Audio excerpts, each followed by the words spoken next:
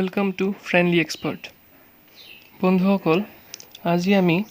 এটা গুৰুত্বপূৰ্ণ টপিকৰ বিষয়ে আলোচনা কৰিম সেইটো হ'ল পৰিমেয় সংখ্যা প্ৰায়বোৰ ল'ৰা ছোৱালীৰ এই টপিকটোৰ ওপৰত কিছুমান ডাউট থাকে বা বুজিবলৈ অসুবিধা হয় সো মই এইটোক অতি সহজ ভাষাত বুজাবলৈ চেষ্টা কৰিম সো লেটস ষ্টাৰ্ট পৰিমেয় সংখ্যা এইটোৰ যদি ডেফিনেশ্যন দিব লাগে আমি এনেকৈ দিম যে যিবোৰ সংখ্যাক small p by small q p by q আকাৰত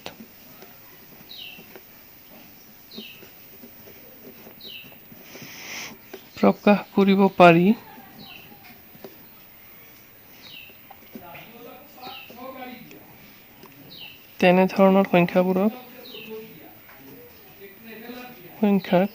তেনেধৰণৰ সংখ্যাক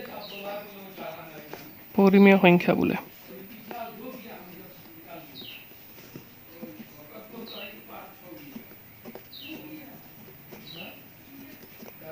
বন্ধুসকল পৰিমেয় সংখ্যা হ'বলৈ হ'লে এই সংখ্যাটোৱে দুটা শৰ্ত মানি চলিব লাগিব তো শৰ্ত দুটা কি চাও তো প্ৰথম শৰ্তটো হ'ল আমি এনেকৈ লিখিম য'ত p, q মানে p আৰু q দুয়োটাই অখণ্ড সংখ্যা হ'ব লাগিব আৰু q যেটো থাকিব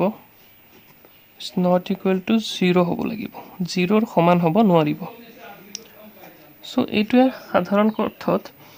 এটা ভগ্নাংশহে বুজাইছে p by q টোৱে এটা ভগ্নাংশ বুজাইছে আৰু আমি জানো যে ভগ্নাংশৰ ওপৰত লব থাকে আৰু তলত হৰ থাকে সো ইয়াত হৰত অৰ্থাৎ তলত আছে q মন কৰিবলগীয়া কথা যে পৰিমেয় সংখ্যাত হৰ যেটো থাকে অৰ্থাৎ এই যে ইয়াত তলত আমি q লিখিছো এই q টো কেতিয়াও 0 হ'ব নোৱাৰিব আৰু 0 হলে সেইটো পৰিমেয় সংখ্যা বুলি ধৰিব নোৱাৰিম আমি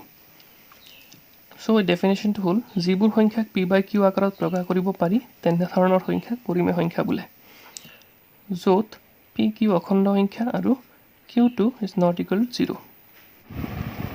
এতিয়া আমি পৰিমেয় সংখ্যাৰ কিছুমান উদাহৰণ চাওঁ সো যেনে 0 টো কিয় এটা পৰিমেয় সংখ্যা কাৰণ 0ক আমি 0 by 1 এনেকুৱা আকাৰতো লিখিব পাৰি অৰ্থাৎ p by q আকাৰত লিখিব পাৰি আন এটা সংখ্যা যদি লওঁ আমি ভগ্নাংশ যদি এটা লওঁ আমি তেতিয়াহ'লে 1 by 2 ক আমি পৰিমেয় সংখ্যা বুলি ক'ব পাৰি কিয় সো ইয়াত 1 by 2 টো p by q আকাৰত আছে অৰ্থাৎ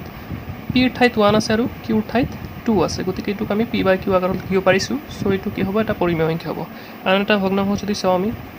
4 by 8 সো এইটোক যদি 2 এৰে কাটা দুইবাৰ 2 এৰে কাটিলে 4 বাৰ তো আলটিমেটলি আমি কিমান পালো ওপৰত থাকিল 2 তলত থাকিল 4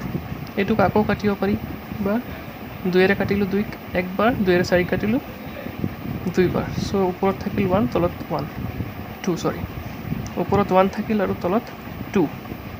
সো এইটোও p by q আকাৰত আছে গতিকে এইটো এটা পৰিমেয় সংখ্যা বুলি ক'ব পাৰিম আমি আন এটা উদাহৰণ যদি চাওঁ মাইনাছৰ ভগ্নাংশ যদি লওঁ আমি -20 by 4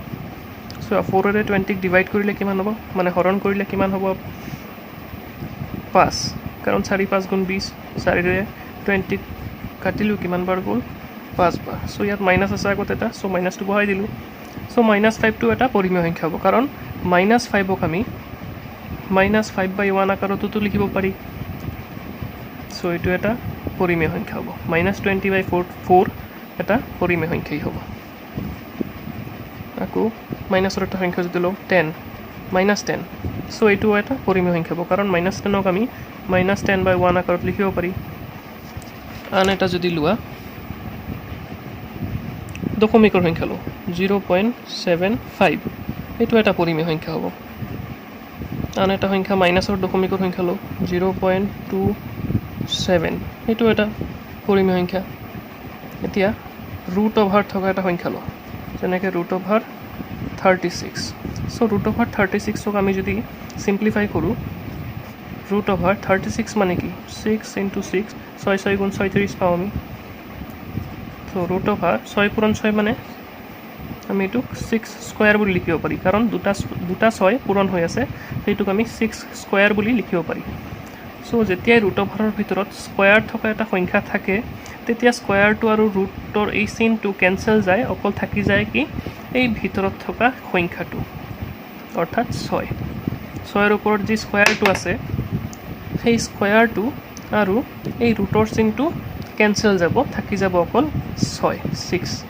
এই 6টো থাকি গ'ল গতিকে 6টো এটা পৰিমেয় সংখ্যা কিয় কাৰণ 6ক আমি 6/1 আকাৰতো লিখিব পাৰি সেই কাৰণে সো আলটিমেটলি কি হ'ল যে √36টো এটা পৰিমেয় সংখ্যা পালোঁ আমি আৰু এটা চাওঁ যদি আমি 0.3333 চোৱা এইটো এটা পৰিমেয় সংখ্যা হয় 0.3333 এতিয়া এইটো এটা পৰিমেয় সংখ্যা আমি যদি আন এটা সংখ্যা লওঁ 0.5252 এইটো এনেকৈ অসীমলৈকে গৈছে ডট ডট দিয়াৰ অৰ্থ হ'ল এই সংখ্যাটো দশমিকৰ পিছত থকা যিকেইটা অংক আছে এইকেইটা অসীমলৈকে গৈছে মানে আৰু বহুত আছে সো এইটোক আমি যদি বেলেগ ধৰণে লিখিব বিচাৰোঁ এইটোক আমি 0.52 বাৰ বুলি লিখিব পাৰিম এই আচটো বাৰ বুলি কয় কিয় বাৰ দিলোঁ আমি কাৰণ চোৱা ইয়াত দশমিকৰ পিছত অংককেইটা 52 52 52 এই দুটা অংক বাৰে বাৰে আহি আছে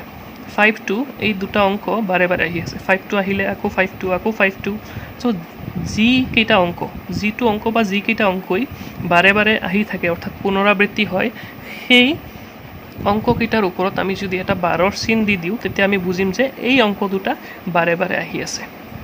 সো এইটো এটা পৰিমেয় সংখ্যাৰ উদাহৰণ হৈ যাব আন এটা উদাহৰণ যদি ল'ব বিচাৰোঁ আমি সে 0.41 বাৰ এইটো ল'লোঁ আমি 412 বাৰ সো এইটোৱে কি বুজাব 0.1412 বাৰ এইটোৱে বুজাব 412 এনেকৈ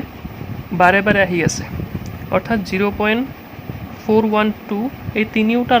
তিনিওটা অংকৰ ওপৰত যিহেতু বাৰ আছে আমি বুজিব লাগিব যে 412 এই অংক তিনিটা ৰিপিট হৈ আছে মানে বাৰে বাৰে আহি আছে সো 412 চোৱা আকৌ লিখিছোঁ 412 আকৌ 412 আকৌ 412 এনেকৈ তিনিবাৰ বা চাৰিবাৰ যি লিখা তুমি লিখি পিছত আমি এনেকৈ ডট দিব লাগিব গতিকে এই সম্পূৰ্ণ তথ্যখিনিৰ পৰা আমি বুজি পালোঁ যে পৰিমেয় সংখ্যাৰ ভিতৰত স্বাভাৱিক সংখ্যা পূৰ্ণ সংখ্যা আৰু অখণ্ড সংখ্যা এই তিনিওটা প্ৰকাৰৰ সংখ্যা সোমাই আছে অৰ্থাৎ স্বাভাৱিক সংখ্যা পূৰ্ণ সংখ্যা আৰু অখণ্ড সংখ্যা পৰিমেয় সংখ্যাৰ অন্তৰ্গত থেংক ইউ